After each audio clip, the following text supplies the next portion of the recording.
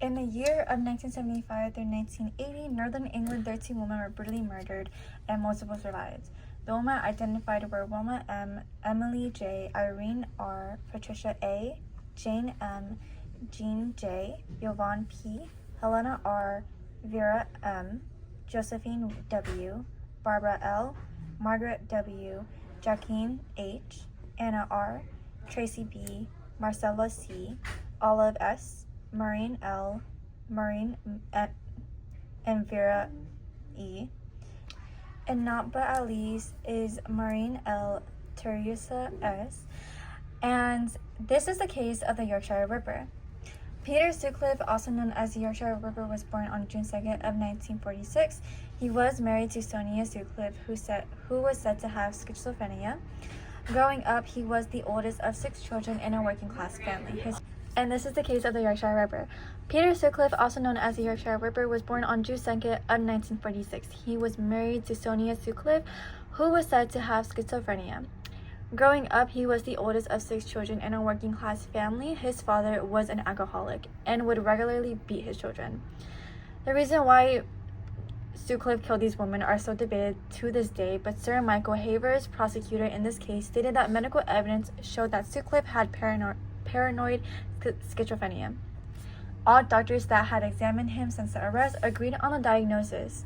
Mr. Sutcliffe told his psychiatrist that he had messages from God to kill prostitutes and that what he was doing was a divine mission. During the court proceedings, when asked if Anna R. attacks was his first, he replied with, "Yes, I am sure of it. I hit her on the head and I think I intended to kill her. I had this inner complex, which I think started back in 1965 when I had a motorbike accident. I ran into a telegraph pole and went into it with my head. Since then, I have severe bouts of morbid depression and hallucinations. My mind goes into a haze, and I don't know what was right or wrong, or if I was acting rationally or not."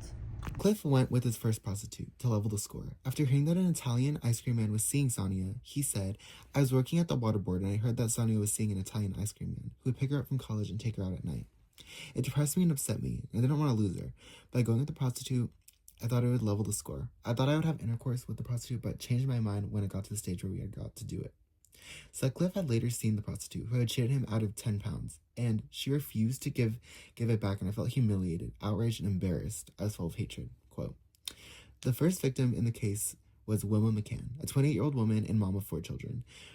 Right before the murder, McCann was drinking at a nightclub, leaving shortly before 1 a.m. on October 30th, 1975. She staggered around recklessly in front of traffic in hopes of getting a lift home, and that she runs into Sutcliffe. Mr. Sutcliffe told police, quote, "I wanted to pick up a prostitute with the intention of killing her. I realized this one was a prostitute because she asked me if I wanted business. I may have given her the impression that I wanted to have sex, but that was not so. The kind of talk was preamble, which would lead to the true purpose of my killing. I had to put up with all kinds of language and abuse in case she didn't see the point." End quote. Sutcliffe continued telling the police, "She stormed off up the field. I had a hammer in the toolbox and I followed her up the field. I had a hammer in my right hand and put my coat on the grass. She sat down on the coat and unfastened her trousers and said, 'Come on, get it over with.' I said, 'Don't worry, I will.'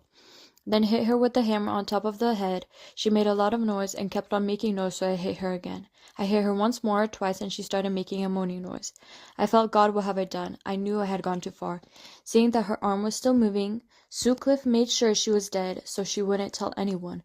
On January 2nd, 1981, Sutcliffe was with 24-year-old prostitute Elvira Rivers when he got arrested for driving with a false license plate. He was questioned in relation to the Yorkshire Ripper since he matched many of the known traits. When presented with the discovery of the weapons, Sutcliffe admitted to being the Yorkshire Ripper. May 1981, Sutcliffe was jailed for 20 life terms, meaning he will never be released.